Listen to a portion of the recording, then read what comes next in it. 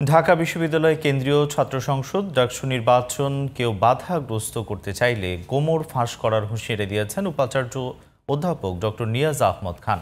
অন্যদিকে আচরণবিধি মেনে চলার জন্য প্রার্থীদের আবারও সতর্ক করেছেন নির্বাচনের চিফ রিটার্নিং কর্মকর্তা। নির্বাচনকে কেন্দ্র করে নানা ভুয়া আইডি থেকে প্রোপাগান্ডা ছড়ানোর অভিযোগ ছাত্রদল সমর্থিত প্যানেলের ভিপি প্রার্থী আবিদুল ইসলাম খানের। মাহি হাসানের রিপোর্ট। দিন যত গড়াচ্ছে ততই বাড়ছে ঢাকা বিশ্ববিদ্যালয় কেন্দ্রীয় ছাত্র সংসদ ডাকসু নির্বাচনের উত্তেজনা।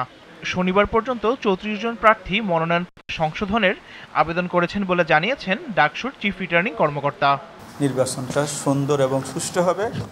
আমাদের কমিশনের একার পক্ষে কোনোদিনও সম্ভব না এই নির্বাচনকে একবারে সুষ্ঠু করা। সেই ক্ষেত্রে আমাদের প্রিয় ছাত্র ছাত্রীদের সহায়তা সবচেয়ে বেশি প্রয়োজন। তারা যাতে সকল আচরণবিধিগুলো যথাযথভাবে মেনে চলে। একই দিনে টিএসসিতে এক আলোচনা সভা শেষে সাংবাদিকদের ঢাবি উপাচার্য বলেন, সুন্দর পরিবেশে ভোট আয়োজনের চেষ্টা চলছে, কমিশনের দিক নির্দেশনায় সবকিছু এগোচ্ছে। সমস্যা আসছে, সমাধানের চেষ্টা করে যাচ্ছি। এখন পর্যন্ত আমাদের ছাত্র সংগঠনগুলো যে আচরণ করেছে তাতে আমরা আশাবাদী। এই আয়োজনে সবাই যতক্ষণ আমার হাত ধরে থাকবেন ততক্ষণ আমি মাঠে থাকব। যেখানে আমার হাত ছেড়ে দেবেন আমি পরিষ্কার আপনাদেরকে বলে দেব যে এই জায়গাতে আমার বাধা হচ্ছে। অন্যদিকে রাজনৈতিক অপসংস্কৃতি থেকে বের হয়ে সবাইকে সহনশীল আচরণ করার আহ্বান জানান ছাত্রদল সমর্থিত প্যানেলের ভিপি প্রার্থী আবিদুল ইসলাম খান।